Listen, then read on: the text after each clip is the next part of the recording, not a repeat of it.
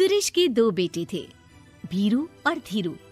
वो अपनी आखिरी वक्त में अपने बिस्तर पर था और उसके दोनों बेटे उसके पास आंखों में आंसू लिए बैठे थे।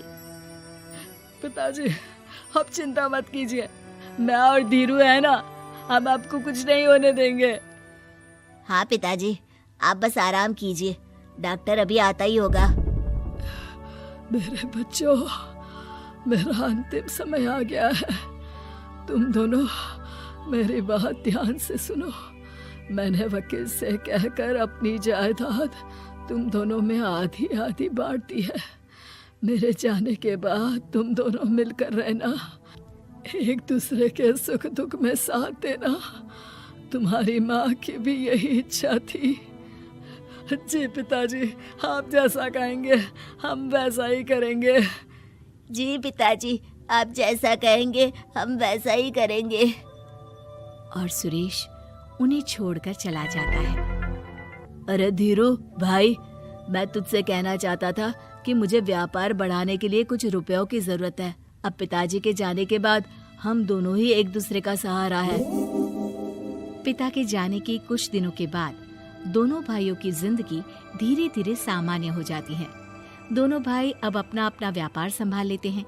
दोनों एक ही घर में तो रहते हैं, लेकिन अब उनके रिश्ते में पहले जैसी बात नहीं रहती। भीरू शुरू से ही लालची था, इसलिए सुरेश ने पहले ही उन दोनों में प्रॉपर्टी का हिस्सा बांटकर लड़ाई की गुंजाइश खत्म कर दी थी। लेकिन पिताजी के जाने के बाद भीरू का लालच बढ़ने लगा। हाँ भैया, आप बताइए कि मैं आपकी किस तरह से मदद कर सकता हूँ। मुझसे जो बन पड़ेगा मैं करूँगा। अच्छा तो भाई, तू ना मुझे अपनी गाय दे दे। वैसे भी तू पढ़ा लिखा मॉडर्न लड़का है, भला तू गाय का करेगा क्या? लेकिन इससे मेरी ना बहुत मदद हो जाएगी। ठीक है भैया, आखिर भाई ही तो भाई के काम आता है। आप ले लीजिए मेरी गाय और उसे बेचकर आप उन रुपयों को अपने व्यापार में लगा लेना। बस फिर क्या था, भीरू अपने लालच की वजह से आए दिन धीरू से किसी न किसी बहाने पैसे या कीमती सामान ऐंठता रहता और बेचारा सीधा सादा धीरू उसकी मदद कर दिया करता। इसी तरह 2 साल बीत जाते हैं और दोनों भाई शादी कर लेते हैं। शादी होने के साथ ही अपनी बीवी के कहने पर भीरू अपना हिस्सा अलग कर लेता है। अब दोनों भाई अलग अलग रहने लगते हैं। अरे साधना, ये देखो, मैंने आज ही एक बड़ी डील साइन की है। ये शहर का सबसे बड़ी फैक्ट्री का मालिक है। इसके साथ व्यापार करके मेरे व्यापार में दिन दुनी रात चौगुनी तरक्की होगी। लेकिन इसकी बस एक ही शर्त है, अगर इसे हर हफ्ते सामान की पेमेंट नहीं दूंगा तो मुझे इसे जुर्माने के तौर पर बहुत बड़ी रकम देनी होगी। ये तो बड़ी ही चिंता की बात लगती है जी। अरे चिंता कैसी, मैंने पहले ही हिसाब लगा लिया है। मैं इसे हर हफ्ते पेमेंट भी दूंगा और एडवांस पे ऑर्डर भी, तो फिर चिंता काहे की। पास से गुजर रहा भीरू उन दोनों की सारी बातें सुन लेता है और फिर, अरे राधा, सुनती हो? उस धीरू ने आज एक बहुत बड़ी डील साइन की है। ये सुनकर ना मुझे बहुत बुरा लग रहा है। भीरू उसे सारी बात बताता है। तो ऐसे हाथ पे हाथ रख के गुस्सा करने से क्या होने वाला है? आप तो उस डील की कमजोर कड़ी जानते ही हैं, तो मारिए हथौड़ा। अगले दिन धीरू के घर में चोरी होती है और उसमें उसके वो रुपए भी चले जाते हैं जो धीरू डील के मुताबिक क्लाइंट को देने वाला था। फिर शर्त के हिसाब से धीरू को जुर्माने की रकम देने के लिए अपना घर गिरवी रखना पड़ता है और उसका व्यापार भी बंद हो जाता है। सुनिए जी, आप दिल छोटा मत कीजिए। आप कोई ऐसा बिजनेस कीजिए जिसे आप जल्दी से जमा सके और कम पैसों से भी शुरू कर सके। आप फल सब्जियों का व्यापार शुरू कीजिए। तुम ठीक कहती हो, मैं कल से ही मंडी जाकर सब जानकारी लेकर आता हूँ। उधर भीरू और राधा धीरू की बर्बादी की खुशियां मनाने में लग जाते हैं और इधर धीरू खूब मेहनत करके फिर से अपनी आर्थिक हालात पटरी पर ले आता है। लेकिन फिर एक दिन, अजी सुनती हो, तुम यहाँ पर उसके बर्बाद होने की गलतफहमी में खुश हुए जा रहे थे और तुम्हारे भाई का फल सब्जियों का व्यापार बड़ा अच्छा चल निकला है। मैं अभी बाजार में उसकी दुकान देख कर आ रही हूँ। अरे भीड़ लगी हुई थी वहां तो। तो फिर जल्दी से अपने खुराफाती दिमाग से कोई आइडिया निकालो इस मुसीबत का। आइडिया तो बहुत अच्छा है मेरे दिमाग में। अपने भाई से कह के इसके गोदाम में चूहे डलवा दूंगी, फिर देखना नजारा। राधा की चालाकी से धीरू का ये काम भी ठप हो जाता है। अब धीरू और उसकी पत्नी के लिए उधार पर जीने के अलावा कुछ नहीं बचा था। बेचारा ईमानदार धीरू अपने भाई भाभी की चालाकी की वजह से बहुत बुरे दिन काट रहा था। मैं तो बिल्कुल बर्बाद हो गया साधना।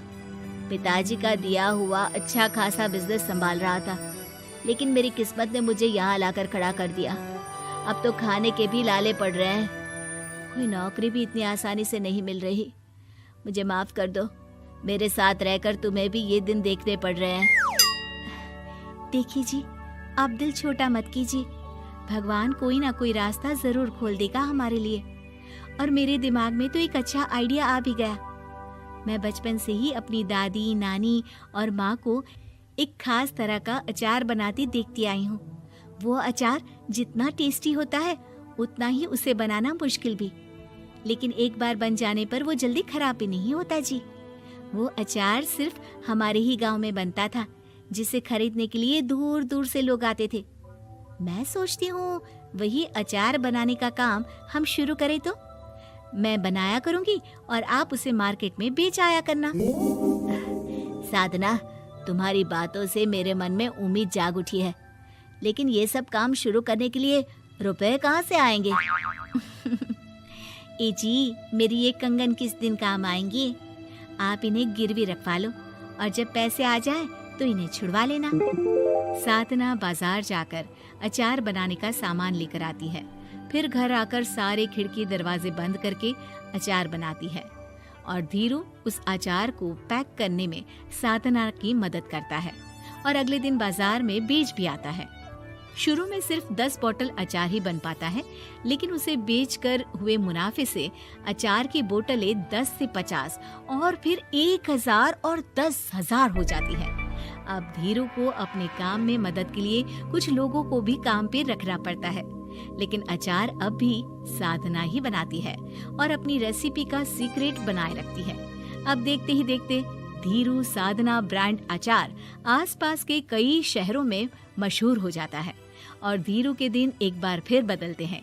धीरू के पास अब भीरू से दुगना बड़ा घर, गाड़ी, धन, अचार की कई फैक्ट्रीज और नौकर चाकर होते हैं।